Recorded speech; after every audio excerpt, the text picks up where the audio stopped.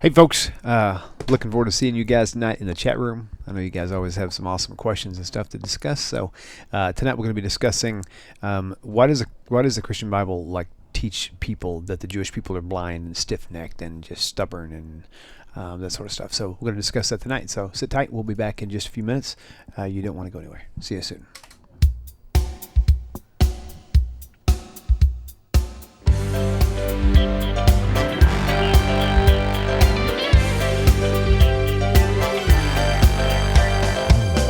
Welcome to Tanakh Talk. I'm your host, William Hall, broadcasting live out of Kingsland, Texas, USA, with episode number 68 of TNT, the Twisted New Testament, with Rabbi Stuart Federow from Houston, Texas. Rabbi, welcome back to the show. It's good to have you here, as always. And if I can figure out how to get you back on screen, I'll do that. I've actually had a really funky day today, so here we go. One momento. Where'd my Skype window go? Wrong one. There it is. All right, we'll get it one moment or sooner or later. Man, I really hate it whenever Skype comes in and they update stuff. That really just screwed up all my programming, all the stuff that's got to be done. I guess in their latest new thing that they try to make things better, they didn't consider the smaller guy out here who's using software that has to be compatible with it. So. Anyway, welcome back, Rabbi. It's good to have you back. Always good to be back. Absolutely. The same with us here, too, for sure. So, so tonight's going to be kind of interesting.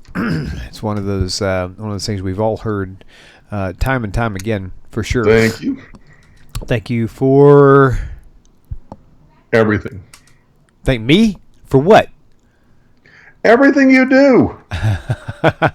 Everything I do it for you.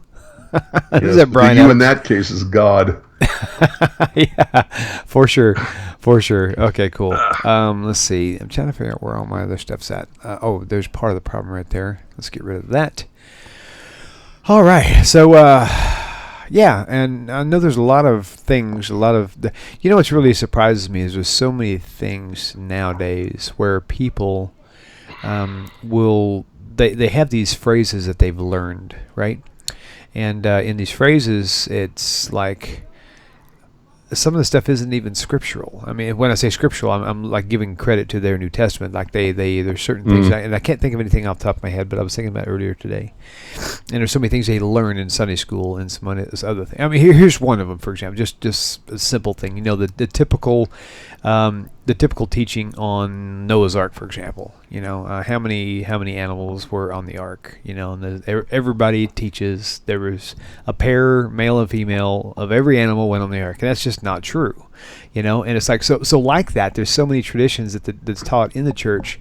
I actually asked a pastor one time that question, and he actually said the same thing.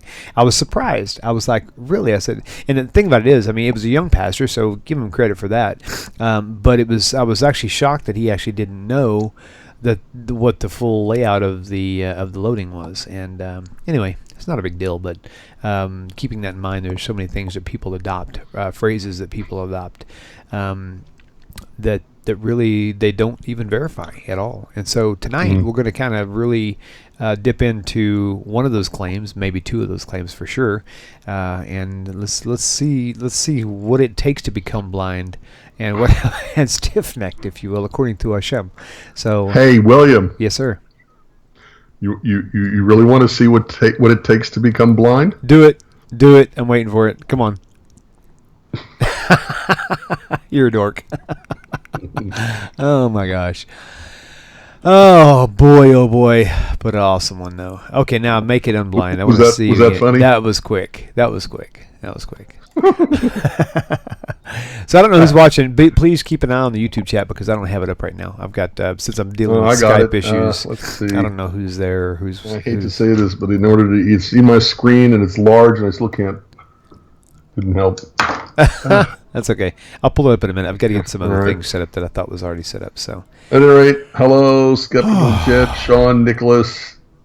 Can't read that one. Shane, I think. Let's see. Danielle, Bill, Bloodbought 79, Anthony, Stuart Federow. Oh, hi. Let's see. Lori. Hi, all. At any Oh rate, man, that's funny. Okay, cool. so what started this whole idea for our discussion tonight is a post put up, I think, by Rabbi Michael Skobac, where in the Torah portion that was this last Shabbat, twice in the 9th chapter of Deuteronomy, we are called by God. I think I'd have to reread it, but it's either called by God or called by Moses. Stiff-necked people. Right. And he asked the question, is that really a bad thing to be stiff-necked? And that's actually neat. Yeah. I'm sorry? That's kind of cool. In addition to that, there was a post by someone who may or may not have been well-meaning. Okay. But wait a minute. See more. Okay. And they were making, well, let me put it this way. I understood it to be deprecating remarks about Judaism and the Jewish people. So that happens a lot. Now it's not going to go up, is it? Because it's too long. That's okay. Okay, fine. Whatever. That's very common. I mean, I see stuff and hear stuff like that all the time. You know, and the thing about it is like I mentioned to you earlier, I mean, people coming out of Christianity, they're trying to put it up on the chat, but obviously it's too long because I gave a response to it. Right. Really really inspired on by what Rabbi Skobac had said. Right. You know, it's really so bad to be stiff-necked. Right. You know, and okay, so now I cant put it up because it's too long. That's all right. Don't worry about it. So, at any rate, so I wrote this. Thing. Just a davar acher, probably wasting my time because I don't know what it is about people who leave Christianity. They take with them their prejudice and their antipathy towards Judaism and their misunderstanding of the Bible. And they take it along with them when they leave Christianity, even though they learned it from Christianity. Right. So even though they're turning back on Christianity, what they're taking with them is the bad stuff, from what they learned from the religion they're leaving behind. So take this as a note. If you're watching this and if you've freshly come out of Christianity, you really need to leave all the baggage and just start over. Don't take what you think you know, because what you think you know, if you learned it, you got taught everything correctly. Yeah, right. And this is why people who leave Christianity wind up in Islam, wind up in Buddhism, Hinduism. Why they wind up in nothing? Why they become atheists and turn their back? It's because they still believe all the bad stuff they learned about Judaism and about the stupid rabbis who don't understand the Bible or whatever. Right. And they carry that with them when they leave. So, at any rate, I wrote the following, which will give you a basic idea of what we're talking about tonight. But yes, and thank God we are a burden, and we are arrogant, and we are rebels, and we are stiff-necked. We are a burden certainly to all those nations and peoples who, despite all that we do for their people, they persecute us. We are arrogant because we believe that we've been given by God a very distinctive set of values, morals, and ethics, and besides having been given through us to the world, God's 10 Commandments, we have enabled science to progress throughout the world, receiving 16 to 18% of every single Nobel Prize ever given in the world. We are rebels because if history has shown anything, it's that to be Jewish and to be committed to Judaism is to automatically make us the greatest counterculture community, being one of the smallest minorities and the most persecuted throughout the last 2,000 years. Right. And we are very stiff-necked because we will refuse to bow to false gods, and we maintain a loyalty to our distinctive values, ethics, and morals and religion in the face of 2018 years, give or take, of Christian missionary efforts. So yes, we are all of these and more, and thank God for it. Right. So that's what I wrote. Right. Hey, so just for fun, you made me think of something interesting. And everyone that I know who shares the same oxygen I do will agree. what's the one thing that you really, really hate when you're driving on the interstate when there's a cop or an accident on the side? What's the one thing you despise? Rubberneckers. So being stiff-necked is actually a good thing. Oh, look. Stay focused. There's an accident. Yeah, everybody slows down and causes another accident. Yeah, so Yeah. That was probably not appropriate. That's okay. Yeah. Okay, so all right. So if I seem a little out there, I do apologize. I'm kind of having a hard time focusing. Yeah, well, you're still recovering from what sounded like getting sick from working in the heat. It was an overdose of vitamin C from the sun. An overdose of, well, you know that's actually That's very possible. It could be. I don't know.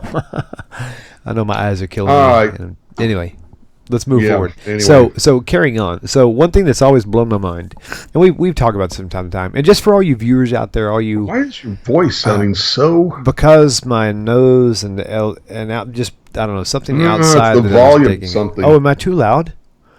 Let me check my Yeah. volume. How's that? Is that better? It is better. Oh, I'm sorry. I hope I haven't been spiking everybody. Again, like I said, I'm not paying attention too well tonight, so please forgive me there.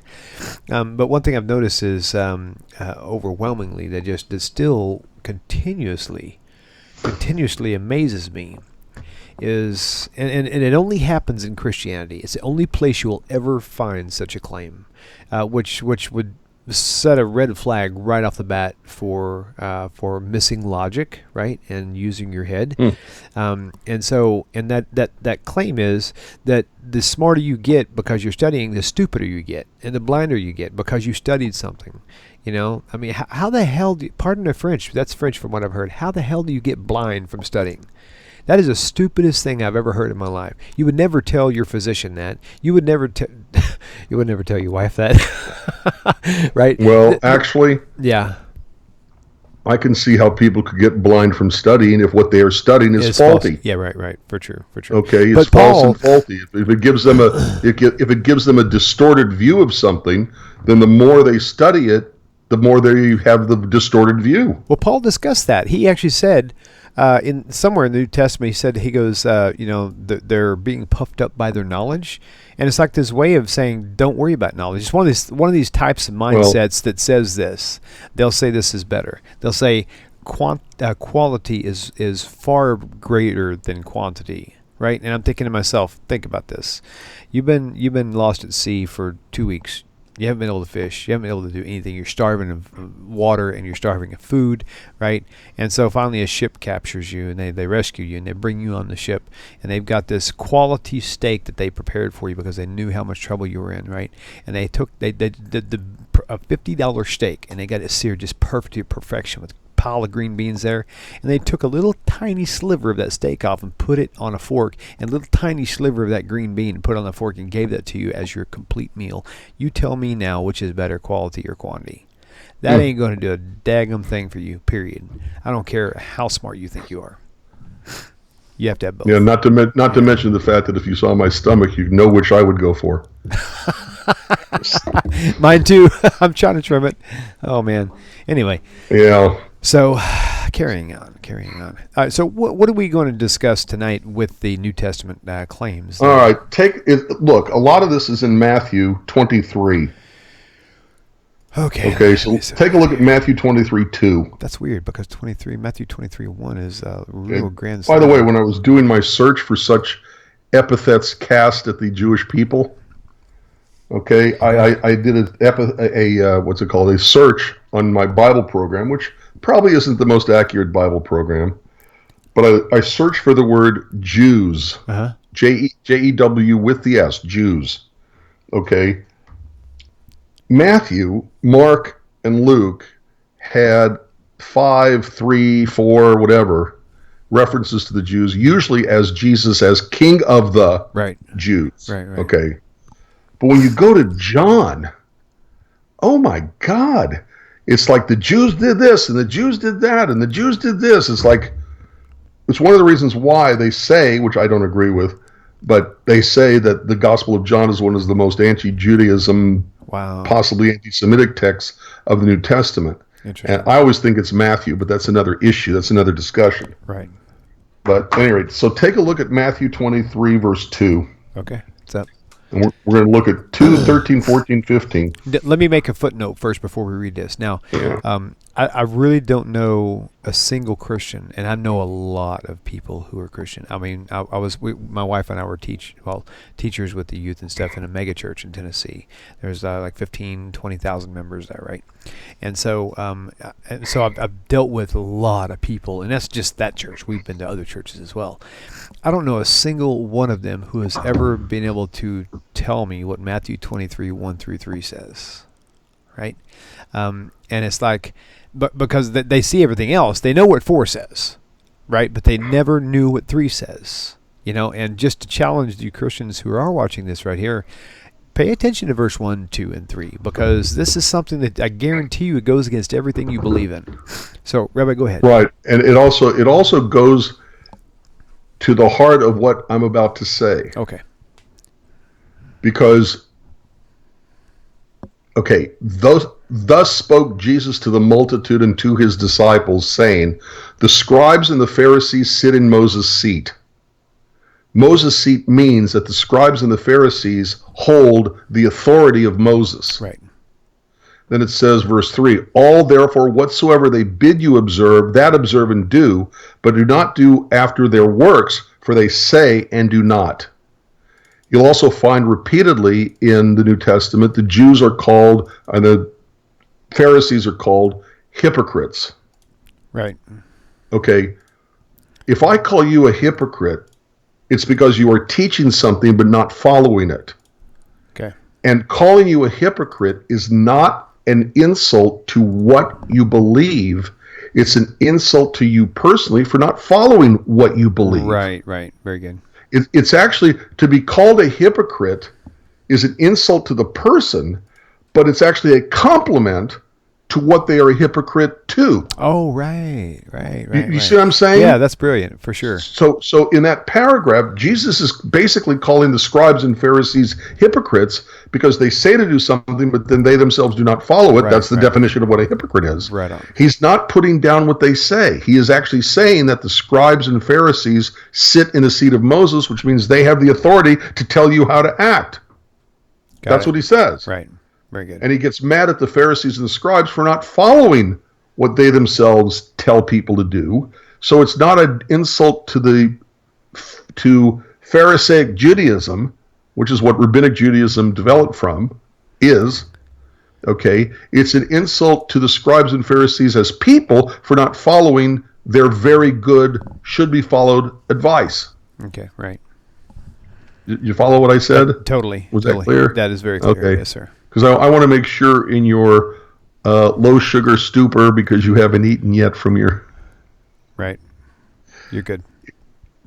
Yes. You didn't even laugh. That shows you how sick you are. And you don't even know it. All right, low sugar stupor. I heard you. I just thinking myself. I'm thinking my eyes are actually hurting me too because I didn't have any sunglasses on outside. I've been out in the bright sunlight all day, and now these studio lights are like baking my eyeballs. But they're LEDs, so that's fine. I'll survive. I will survive. Yeah, you're also exceptionally red-faced. Oh, am I really? Is it that bad? Yeah, I guess it's kind of dark. Okay, so. Well, you should put something on your face. Okay, like a pillow would be nice. All right. Yeah. Okay, yeah, so. Good shot us. Yeah. All right. So let's read on. All right. Okay, so either continuing or jumping. Either way, if you want to jump, it's 23, 13, 14, 15. Good, I'm there. But which I think we have to handle separately, but you'll see what I mean. Woe unto you, scribes and Pharisees, hypocrites! For you shut up the kingdom of heaven against men, for you neither go in yourselves, neither suffer ye them that are entering to go in. Woe unto you, scribes and Pharisees, hypocrites! For you devour widows' houses, and this is a great storyline, and for a pretense make long prayers, therefore you shall receive the greater damnation. And 15, you said? Woe to you, scribes and Pharisees, hypocrites! For you compass sea and land to make one proselyte, and when he is made, you make him twofold more the child of hell than you yourself. So right there, you're saying that anything related to Judaism is like hell and related to, right? Right, but see, again, this is a supreme compliment to the Judaism to which they are converting. Because he called them hypocrites for not doing it. Right. The Pharisees become hypocrites. Nice.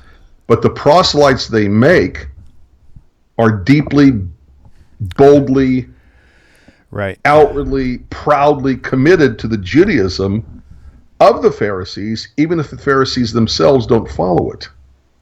right, In other words, the converts they make see the beauty of it, whereas the Pharisees themselves are kind of, what's the word?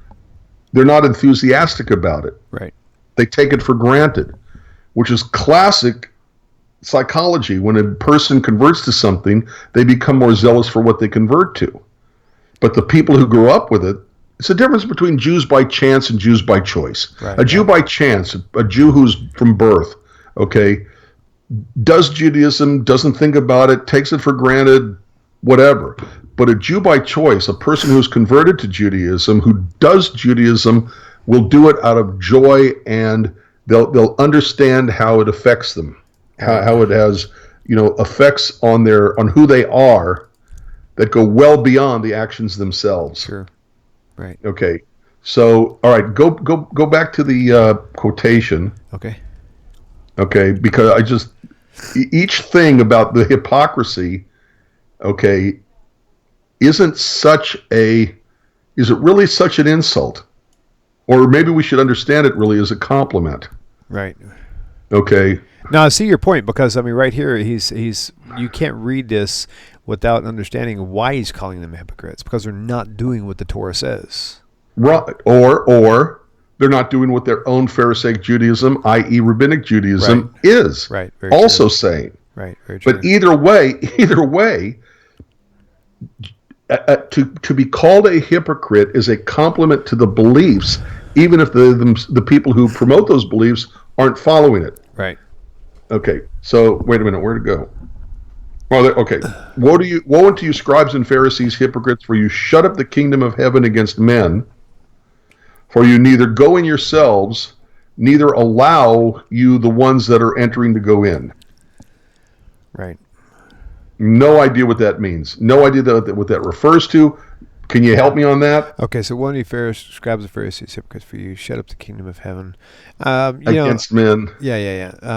So I've actually heard people say that this is kind of like modern day Judaism, like right now, where people want to convert, but the Jewish people like run them away, and they don't want to. Oh yeah, okay, I can accept that. So if that was happening back then, that could make sense. And by the way, considering the closeness of this verse to the reference to those who have converted to Judaism, the proselytes you make are even greater child of hell than you are. Right. That would make sense. Right. Okay. Very true. All right, but again, okay, move it up so it's 14. Okay. The next one. Okay, what do you describe as Pharisees, hypocrites, for you devour widows' houses, and for a pretense make long prayers, therefore you shall receive the greater damnation. That made me think of something that I think is mentioned in Colossians or Corinthians, one of those two, where it says that they call them something. I have to look it up again. Kind of tired, but basically we're saying that you make these repetitious prayers that are just like pointless and whatever. I need to find that. I know what that is. I just can't think. But anyway, it kind of reminds me of this. Go ahead and talk about it. I'm going to look this verse up while you discuss this. All right, but meanwhile, throw up the next verse. Okay, it's... there's something in between. 15? Oh, I forgot to put that on screen. That's what you were hinting at. Sorry. Yes, there's something between what we discussed and what we discussed even before that. Okay, there kind of taking this out of order. Okay, so you want 15? Scribes Pharisees. 14, 15, or whatever it is. I don't remember. But... About the long prayers the next and thing, houses. Okay, so you devour widows' houses, and for a pretense make long prayer, therefore you receive the greater damnation. Okay, you devour widows' houses. What does that mean? Right. Most likely what it means is a widow cannot afford to keep the house, therefore you buy it from her and you're getting it at a cheaper price, but you make a pretense of long prayer, so you don't act nice. Right. But you act as if, in other words, it's the hypocrisy of acting, what's the word? Holy. Yeah, right. Doing all that's holy and pious, but your behavior is the opposite. Which is kind of what Hashem was criticizing through Isaiah with Isaiah chapter 1. Yeah, the prophets are always railing against this kind of hypocrisy. One thing that I've always heard, and this would fit in well here, is Isaiah chapter 1, where it talks about, your sacrifices and your offerings are an abomination to me, the holy days and the Sabbaths and stuff, and your new moons are. But he's talking about people who are idiots, who like will go and take advantage of people and then say, "Oh no, holier than I am," pray to God and make yourself seem holy. It's not about people whose hearts are right towards God. It's about hypocrites. Those are the ones who he despises, their Sabbaths and their new moons. And so this is a perfect example of that. Right. But again, calling somebody a hypocrite is still a compliment to what they believe. Right, correct. Even if they themselves are not following it. Yeah, that's a really excellent point. Again, you take a look at the names the Jews have been given, like hypocrites and liars.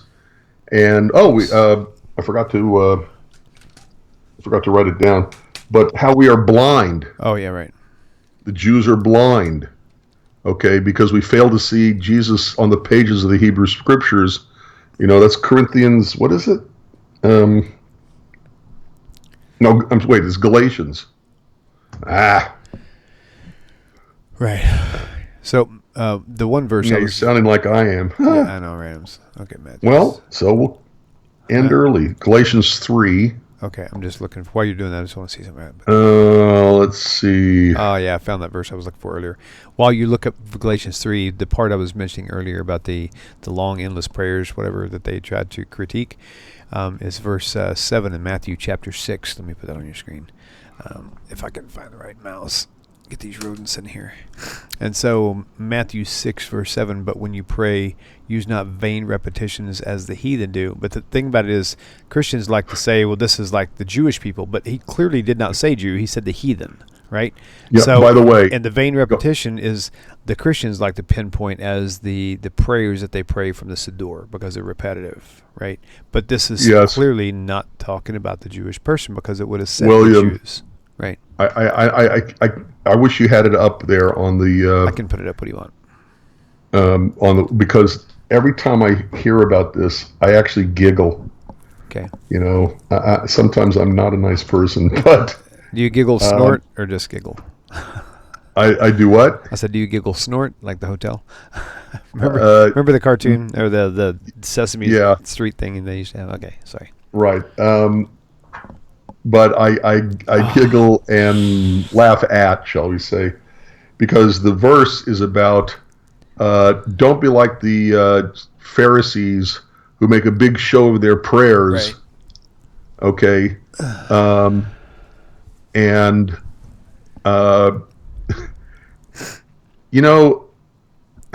Now, can I say something real quick? Okay, go ahead. Okay, so to conclude on that verse I was pointing out. And there's which one? The verse Matthew 6:7, to kind of point out further proof that it actually isn't talking about the Jew, but the heathen, specifically a heathenistic person. It says you pray with do not use vain repetitions as the heathen do, for they think they shall be heard for their much speaking. Be not like the be not ye therefore like unto them, for your Father knows what you have need of. First of all, in Jewish prayers, there's nothing in there about give me a car, give me a house, give me money, give me electric bill. There's nothing in there of that kind whatsoever. So the context here in this particular case is he's telling you why he's saying this is because God already knows what you want. Shut up already. I know you want some ice cream. Sit down, be quiet, eat your food, right? So go ahead. No, go ahead. You go ahead. Okay, so the vain repetitions here are the people who literally who are just that's all they're concerned about is their own well-being, And so don't you know I know what you have need of? Calm down, So. Well, let me say this is not our topic tonight, but right. I have a very different look at Jewish prayer. Okay. As it compares and especially contrasts with Christian prayer. Okay. And I think that most people, and I hate to say this, but most Jews themselves are so assimilated into Western culture, okay, that they don't really understand Jewish prayer either. Gotcha. Okay, and sometimes, well, let's just say it's all Jews of all backgrounds and practices, okay, who don't really get this. But Jewish prayer is Eastern, it's not what you've heard me say that. It's Eastern and not Western. They call it the Middle East, they don't call it the Middle West. Okay, Eastern prayer is meditative, and it is, for lack of a better term, it's reflexive in the grammatical sense, meaning that it's something you do for yourself, to yourself, at yourself, by yourself, for yourself. It's not something that's directed at God.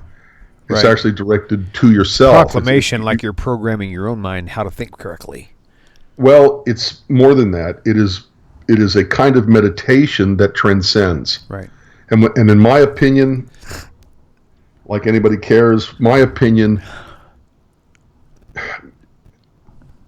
not that I would wish anybody to do this, but have you ever, William, been driving along and you start thinking about something, very hard concentration, and all of a sudden you realize you've gone 3 or 4 miles and you have no recollection of how you did it? Yep. Passed up your exit, Okay. didn't even know when you got there. Right. But you're still turning the wheel, you're still staying in your lane, you're doing the physical, you still are using your eyesight to stay in your lane and to watch out for other cars, but your mind, it's your mind is completely transcendent. Right, absolutely. Right. And what happens is your mind, your brain, your mind is deeply, heavily concentrating. Okay? So that your externals, your eyesight and your eye-hand coordination, and you're guiding the car correctly, but your mind is completely in thought about something else. Right. Okay. When the Judaism speaks of praying with kavanah, with praying with intention, with being intentional about our prayers, I don't believe it's talking about the text of the prayer book. I think it's talking about that state of mind that connects you with the prayer, that connects you with God, right, and that connects you with your thoughts are so deep in concentration, and I think that's what they mean by kavanah, right, that you're still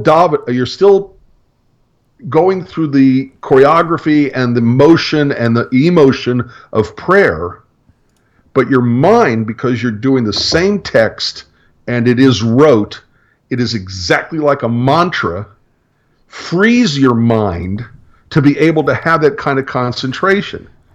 And if you study anything, if you study about meditation, okay, it does a world of good for the human body and the soul and the spirit to do that kind of meditation where you have transcended the moment. Right. Like when you're driving the car and you've gone 3 or 4 miles and you have no recollection of how you did it because you're so concentrating. And I think that kind of concentration is the purpose and function of Jewish prayer. That's awesome. Yeah. Well, it may be awesome, but I'm sure I'll get a lot of people who will say, Stuart, you don't know what you're talking about. No, I don't think anybody would disagree with you. I think that they might hear that concept. I've heard a lot of stuff recently, right, from all quarters about, you have to understand the text of the prayer service and you have to read it, and that's true. I'm not saying you shouldn't or you don't have to, you need to, but I don't think that's the point and function and purpose of the Jewish way of praying. Mm-hmm. And it's like you said, Jewish prayer, the Siddur, okay, the prayers of the Bible, okay, are not, I need a car. Right. God, I know you haven't given me the ability to win the, what is it now? It's 200 and some odd million of the Powerball, but please let me win because, William and family would never have to suffer ever again. Okay, that's not what prayer is about. Mm-hmm. You didn't even laugh at that. You are really sick. We're going to end early tonight. I'm not sick. I am kind of half distracted though. Cause I apologize. All right. I think you're very, very tired and you need to rest and relax. Yeah. Are you drinking water? Was earlier, but now that you mention it, here you go. How about that? Yeah, well, go talk to your family about getting you a big cup of water, big glass of, big huge. You know what? Actually, gallon jug of water. Actually, you know what? You're gonna think I'm a magician. How about this right here? Is it full? Oh yeah, okay. Well, open it up and start drinking. Oh, can you see? Where do you see me through? Because there's a delay in the video. I just saw your bottled water, but it's not open. That means you're not drinking. Keep looking. Keep looking. Oh, okay. Thank you. Take a sip. It is full, actually, by the way.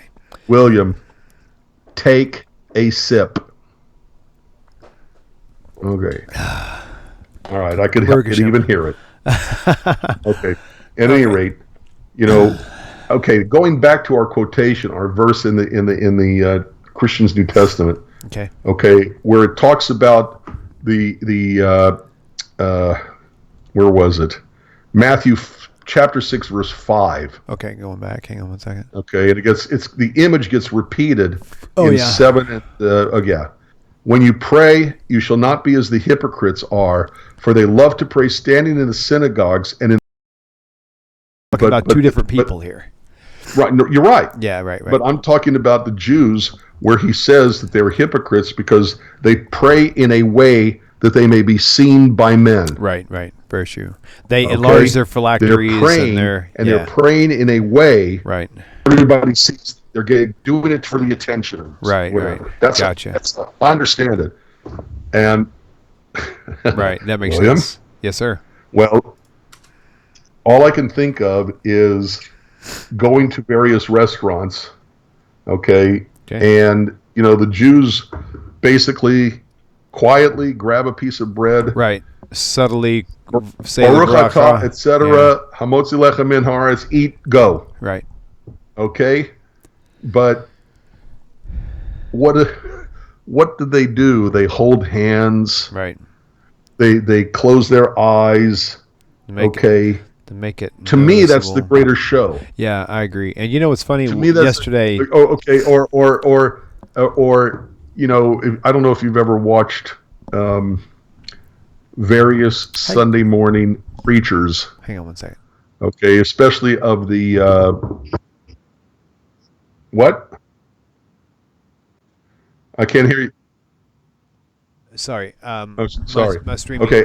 The streaming is getting interrupted. I wanted to make sure I wasn't losing the signal due to somebody else playing with their phones or something.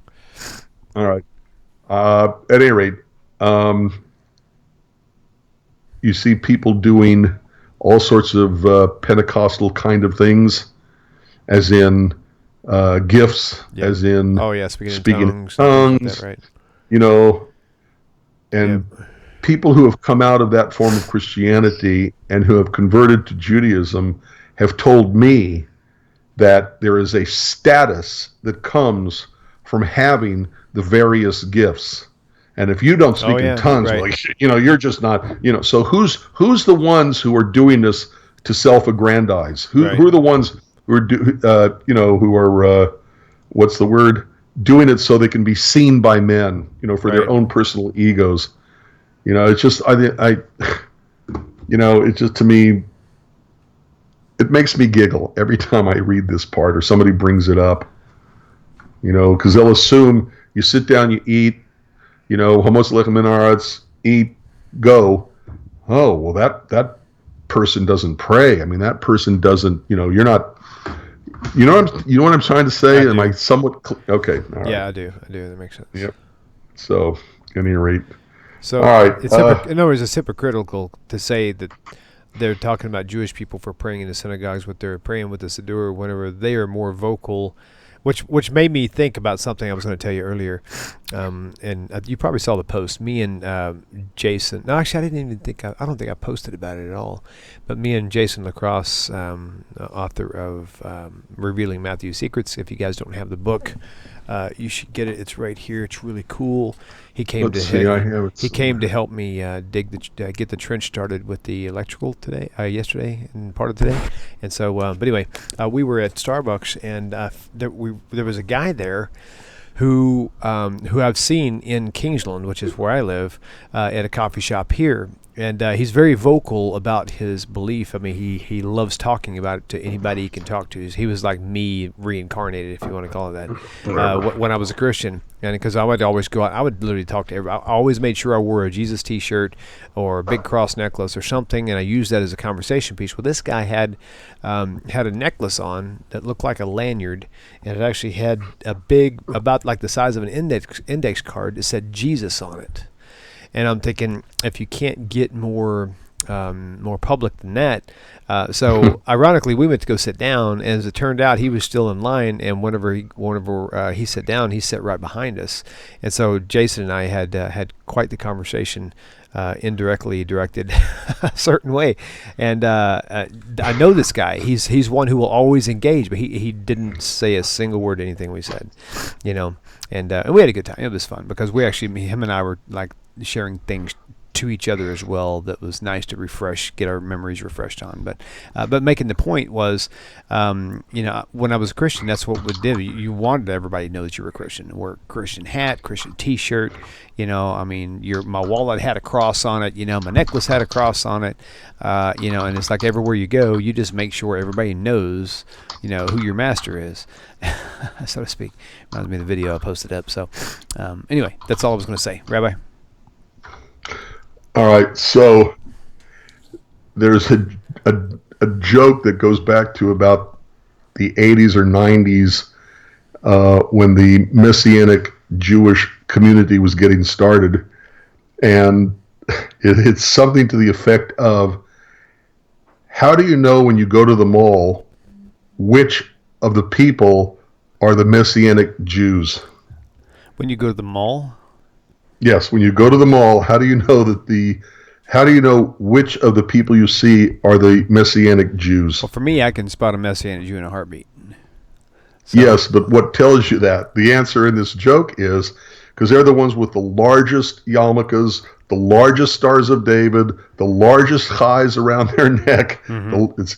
There's so much truth to that. Overcompensation. There's so much truth to that. And one thing is for sure, when I was actually in the Messianic movement, one way that all the Messianics suspected my separating myself from Messianic Judaism, headed to Orthodoxy, was when we would wear the fringes, the zitziot. I actually started wearing all white instead of the blue. And I cannot tell you how many questions I had. They said, "Man, William, are you okay?" I said, "How come you don't have the blue in your tzitzit?" And I said, "Well, you know," and I tried to teach them, you know, it doesn't say blue, it says techelet, which is a different thing, and creates a colorish bluish purple. Anyway, it was a waste of time. But there's, like you said, there's so many things that they do that it's very easy to identify, and that's very sadly true. Well, yes. I'm sorry. Go ahead. I was just going to say yes. They really are. Yeah, I'm done with that part. So nothing to continue on. Yes. All right. Okay. So did we? I think we finished with the Matthew. 23. Yeah, I think so too. Yeah. So. Okay. Any other epithets against the Jewish people in the New Testament? Are you reading that off YouTube? No, I was. Oh, you're asking me. I can find you a couple, probably, if I can. Give me a second here. Yep. I'm kind of skeptical on using my internet like outside the show because I've been getting some red flickering going on in my signal.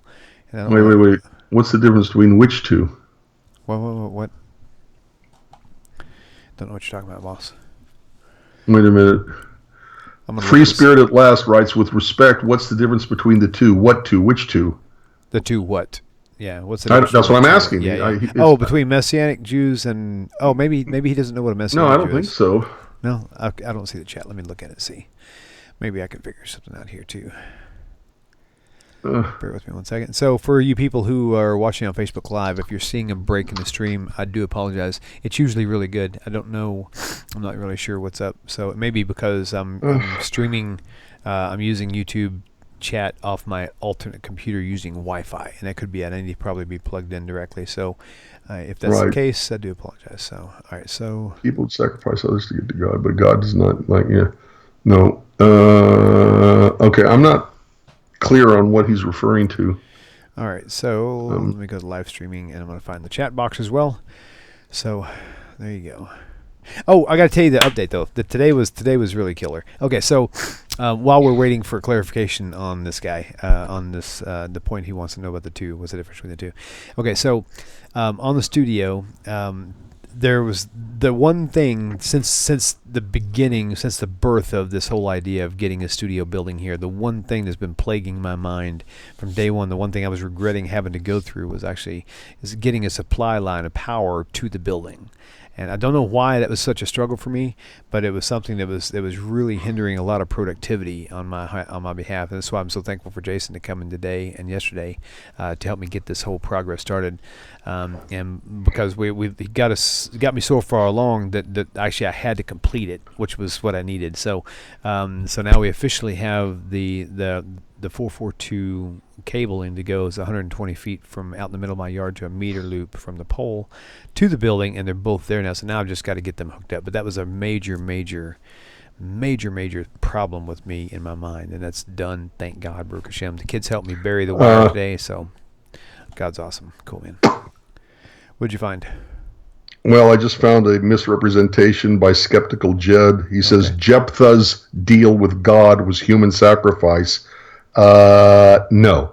If you read the text, what Jephthah sacrificed was his daughter's progeny, his grandkids. She remained a virgin throughout her life. As a matter of fact, if you read the text, which I used to remember where it was, Judges like 15 or no. Well, at any rate, I'll have to look it up. But if you read the text, everything that his daughter mourns and everything that her friends mourn is her virginity. It's not saying, oh, we mourn her life. Yeah. It's her virginity. Right. In other words, so what he sacrificed was basically having grandkids and his daughter went along with it. Right. So, but you have to read the text. And it doesn't even say that God approved of any of that. It just says that's what happened. That's true too. You know what I mean? So, and that's one of the things that really makes it amazing for me too, because people don't they read. No, Sean, he did not sacrifice his daughter. End of story. Right.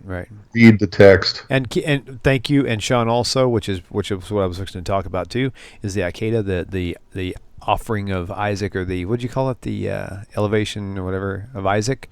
At the end of the day, the moral of the story is, no, you can't have human sacrifice. Period. God said, no, stop, don't do this, right? So if he allowed it to do it and then brought him back to life, then you could actually say that would be a great Jesus moment right there. To let Abraham kill Isaac and then him to resurrect, just like the Jesus story. Why didn't that happen? Now that you think about it, why didn't God let him kill him and then resurrect him? Now that could have been a foreshadowing. But for him to say, no, do not do this thing, there's no foreshadowing there, bud. No, I'm sorry. It doesn't happen. The Alter Ger Rebbe, in his commentary, Sfat Emet, language of truth, or the true language, or however you want to, he wrote that his commentary is that God did not want Abraham to sacrifice his son. So the question is asked, if he didn't want his son, Abraham, to sacrifice Isaac, why did he ask for it? Mm-hmm. And the answer is because it was a test, and he wanted Abraham to say no to God. Mm-hmm. He wanted Abraham to say, no, God, if I do that, I'll make you a liar, because you said the covenant goes through Isaac, the son of Sarah. So if I kill him, I'm making you into a liar, and I won't do that. Right.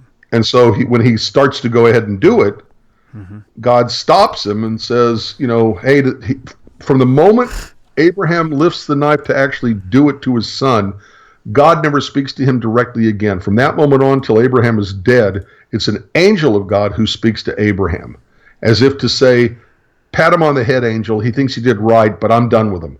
And everything that the angel said to Abraham about his rewards had already been given him. There's nothing new at that point given to Abraham, because he actually was going to sacrifice his son. At any rate. So to tie this together, Deuteronomy 13, verse 1, the whole test part. I mean, why would God allow Christianity? Because God is testing you to see if you'll fall for it or if you will keep His commandments. At the end of the day, there you go. It's a test, and if you've passed, you'll know because you're keeping the mitzvot and you're not falling for this idolatry, this whole demigod, man god, dying man god sort of thing, which is idolatry. You wouldn't follow it because if you knew Torah, if you knew the Old Testament, you would know that that's forbidden and you couldn't do that. So right. By the way, if you raise this up one verse, yes, sign of wonder comes to pass. Deuteronomy 13. There's Deuteronomy 13 and 18 that really discuss both concepts. So are you on 13? Deuteronomy 13:1 right now, right? So if there arise among you a prophet or a dreamer of dreams and giveth thee a sign or a wonder, I forgot to put it. That's why. Right, but see, that's the point. Yeah. He gives you a sign or wonder, which means and does come to pass. Which means he has powers. He can do this stuff. He's still a false prophet. He gives you a sign, and it does happen. Right. But his message contradicts what has already been revealed to you by God. Okay, even if he does that sign or wonder, what he tells you is against what you already know comes from God. He's not my prophet. He's not my man. He's not my guy. He's not anything. Right. Okay, and that's the point of 13. Yeah. Is that miracles prove nothing, and it's the message that makes the messenger. And to further that point, as we've mentioned before, the New Testament covers a similar concept where some of the disciples were asking Jesus, these people over here are doing signs and wonders in your name, but they don't follow after us. He goes, let them be. He says, for at least if they're doing miracles in my name, at least they can't speak evil of me, right? And so even Jesus admits in the New Testament, just because you can do miracles or signs or wonders, that doesn't mean anything. That means absolutely nothing. It means nothing. Right, exactly right. Okay, let's see. How's the chat box going, sir? Well, I think we covered most of the thing. I haven't, let's see. John Anon. Exactly, George. 2,000-year test that stopped the temple. Animal sacrifice doesn't make sense. What are you talking about? I know John Anon is a Christian. Stop the temple. No, the whole point of the animal sacrifices was to wean the Jewish people away from them. Yeah, right. God did not want the people. Yeah. God wanted at least one people to not have blood and gore as the basis of their worship service. Which is why there's no need for animal sacrifice. Look at Jonah. Look at part of Torah to bring grain or whatever, Right, exactly. And it explicitly says for a sin sacrifice. Mm-hmm. So, first God limits what can be sacrificed, beginning, as we just said, with no human sacrifice. Right. Then God limits it in Leviticus with only certain animals. Then God in Deuteronomy says only in a certain place, and then God gets rid of the place. And then is it Amos where it says, now you will offer the calves of your lips, those your prayers. Right, Hosea 14. Yeah, Hosea 14. Thank you. That's Hosea 14. So no longer any sacrifices, just simply sincere and contrite heart, repent, and that's right. What's his name? Ezekiel talks about the establishment of the third temple. But according to the writings of the, what's his name? Cook, first chief rabbi of the state of Israel, because when Israel was being started, he got hammered with a whole bunch of questions. Well, are you going to put the, are you going to rebuild the temple? Or are you going at any rate,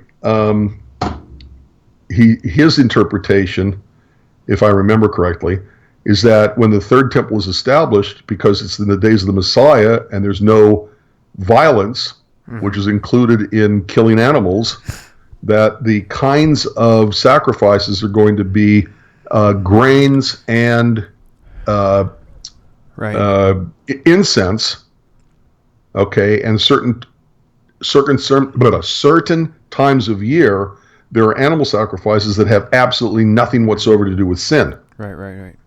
And on top of that, remember that there is no blood sacrifice for intentional sin. Right. Blood sacrifices were the weakest form of forgiveness because they only worked for unintentional sins. Right. Yes. All right. Now, it is now almost 9 o'clock. Okay. And William, seriously. Okay. I worry about you. So no, I'm actually okay. I'm just exhausted. It's very rare. I know, that's my point. Energy. Oh yeah, but I'm good though. I'm actually okay. I just need to, like you said, I'll grab some dinner and hang out with the wife and the kids for a while. Everything will be peachy, baby. Right. So go do that. Drink some, apple cider. A little bit early is not going to hurt us. Yeah, that's true. And we almost pulled off an hour. It's 55 minutes, so that's cool. All right, so fine. So, but you just talked about the construction of your Mishkan. I'm sorry, you're building up your the Mishkan of your building to do yes double the amount of videotaping that you are recording that you're doing. Oh yeah, a now. lot of people don't really know that. That's true. Yeah. Anybody who misses all the things that you used to record, it's fixing to pick up. Show how much you miss them by donating to Tanakh Talk. Go to TanakhTalk.com and help pay for this. Many $1,000 and if it'll make you feel better, it's not building it's not padding the bank account because I'm actually taking in less from donations than I'm actually paying out for monthly fees for internet and rent and electricity and all this other stuff. So you don't worry, you're not padding my envelope, my wallet. Don't worry about that. But there are. I wish that we were padding your envelope. Yeah, if y'all were padding my envelope, there would be like 30 or 40 shows a week. I could do Tanakh Talk full time. Seriously.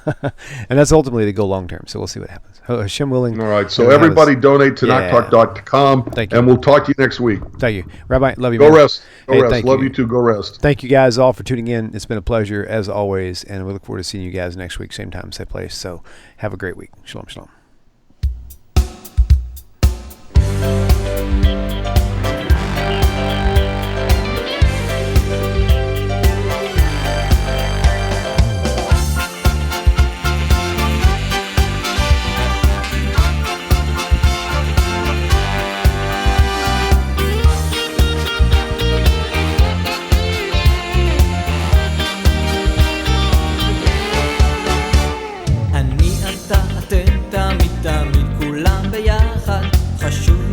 חשוב והכרחי להיות ביחד. איפוק זו העוצמה, ויתור זו הגדולה, השאיפה והכמיהה.